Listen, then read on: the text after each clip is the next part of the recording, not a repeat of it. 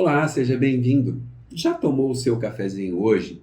O Brasil é o segundo maior consumidor de café no mundo, atrás apenas dos Estados Unidos. Segundo a Associação Brasileira da Indústria do Café, nós consumimos em média 5 quilos por ano. E quais são os benefícios e malefícios dessa bebida tão popular? Sobre o assunto, eu converso com a nutricionista Esther Costa. Ela faz pós-graduação em nutrição funcional e fitoterapia e fala conosco aqui de Curitiba. Tudo bem, Esther? Olá, tudo bem? E com você? Eu estou bem, obrigado. Já tomou seu cafezinho hoje? Tá aqui, ó, inclusive do meu lado. Quais os principais benefícios do café? Acho que um dos mais conhecidos e que realmente a maioria das pessoas utilizam o café é para melhora da energia e para melhora da concentração também, né? E o foco e tudo mais. Muitas pessoas que praticam atividade física também acabam utilizando para um aumento da performance, né? Então a cafeína presente dentro do café, ela vai trazer esse efeito aí de melhorar nossa performance, melhorar ali na atividade física. Esses benefícios, eles variam de pessoa para pessoa? Dependendo do benefício pode variar, principalmente por conta da sensibilidade que cada pessoa vai ter à cafeína. No café a gente tem vários compostos bioativos, né? A gente vai ter alguns efeitos antioxidantes também, que qualquer pessoa vai se beneficiar. Mas por conta da sensibilidade à cafeína, essa questão de foco, de concentração, pode sim variar muito de pessoa para pessoa. Existe uma quantidade ideal média para consumo diário? A recomendação indicada é que a gente não ultrapasse de 400 miligramas de cafeína no dia, para que a gente tenha realmente esses benefícios acontecendo. Quanto que seria em quantidade, né? Quando a gente pensa num café coado, que tem uma concentração um pouquinho menor de cafeína, vai dar em torno de 4 xícaras. Já se a gente pensa ali num café expresso, que é um pouco mais concentrado, a gente pensa ali em 2 xícaras de café expresso. E aquela xícara de café pequena, né? Não a xícara de chá. Exatamente, a xícara pequena. Quais os malefícios, então, provocados pelo café? Aquelas pessoas que são muito sensíveis, que metabolizam a cafeína de uma forma mais lenta, elas podem ter ali algumas sensações de ansiedade, de tremores, até mesmo um ataque cardíaco. Então são coisas que a gente precisa ter cuidado, principalmente na quantidade, que aí a gente vai sentir esse tipo de efeito. Para quem toma também ali com muita frequência, num excesso, a gente pode ter problemas de estômago, então sentir ali realmente dores de estômago, mexer com a nossa digestão. Então esses malefícios eles estão relacionados principalmente com o excesso do café. Qual a temperatura ideal para se tomar um café? Os estudos mostram que a temperatura ela vai ser principalmente importante quando a gente fala no preparo do café, tá? Então, a gente tem aí que para a gente preparar o café, a gente não pode utilizar uma água fervendo, né? Então, ali não chegar até nos 100 graus, fica ali 90, 95. Mas para tomar, para a gente ter realmente aquela percepção, né, de aromas, ter a melhor experiência realmente, a temperatura ela vai variar entre 70 e 80 graus mais ou menos.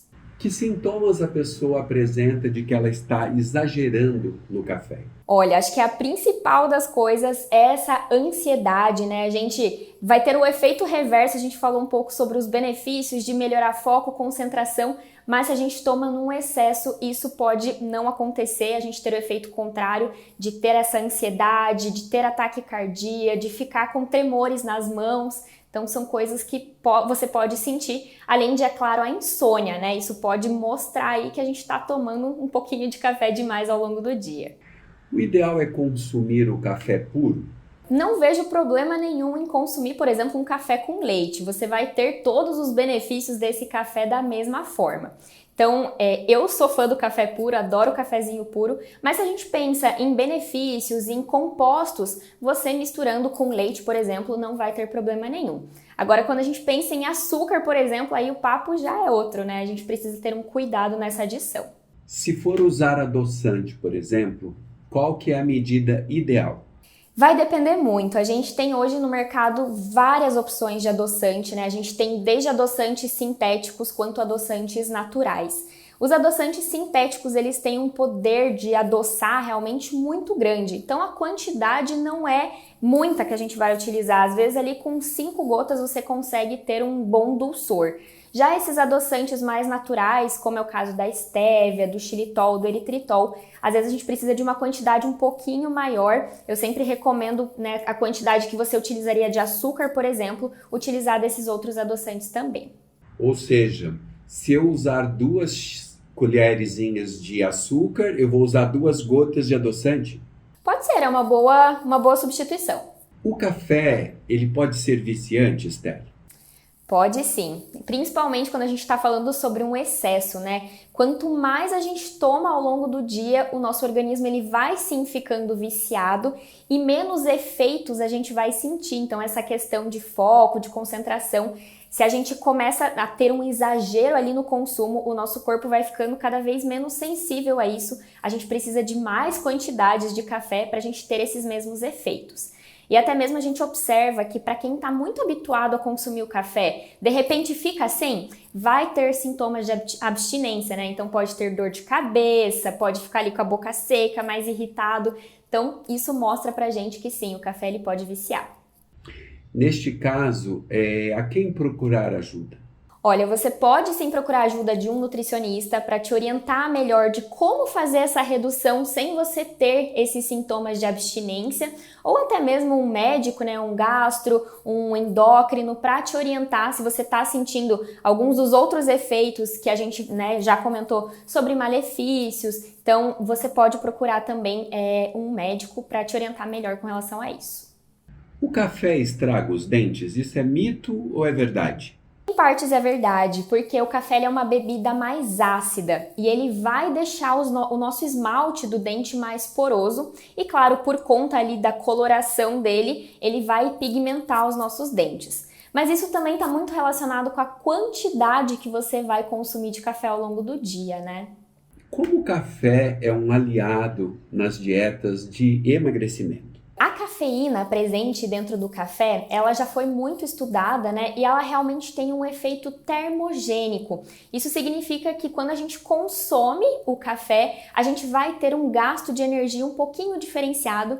E alguns estudos já mostram também que o nosso corpo ele vai mudar um pouco a forma que a gente estoca gordura no organismo. Então, sim, ele pode ser um aliado do emagrecimento, desde que a gente utilize ele com moderação e não adicionando açúcar, principalmente. Que dicas você dá para o bom consumo diário de café? Eu acho que uma das principais coisas é a escolha da qualidade do café que você vai tomar, né? Isso influencia, inclusive, nessa questão de adoçar ou não, porque um bom café de boa qualidade é muito fácil de você consumir puro, inclusive é o que eu sempre faço, é o que eu adoro. Eu gosto bastante daqueles cafés que são 100% arábica, porque ele realmente é mais puro, né? Não tem mistura de nada.